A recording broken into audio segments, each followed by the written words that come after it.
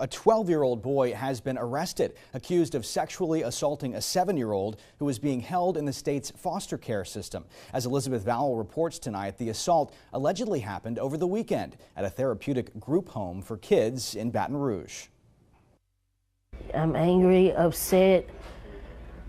I'm trying not to cry. This Baton Rouge mother is dealing with a nightmare. She says due to her own mental health issues, her 2 daughters were put into the foster system by the state about 4 months ago.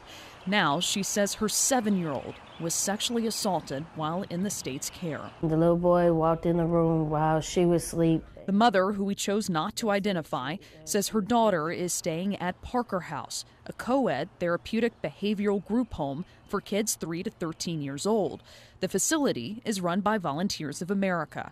A spokesperson for the group says their services are under contract with the Department of Child and Family Services.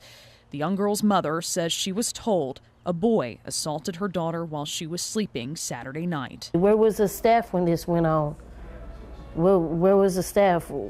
The staff didn't realize the little boy was missing while my daughter was asleep.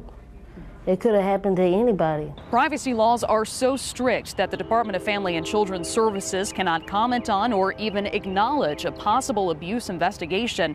However, the Baton Rouge police tell us they did arrest a 12-year-old boy for sexual battery of a 7-year-old girl.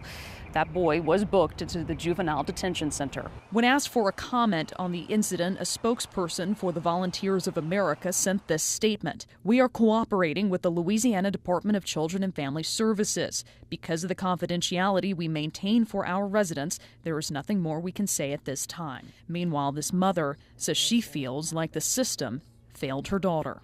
I'm worried that, like I said, she's not going to get no justice. Elizabeth Vowell, WAFB 9 News.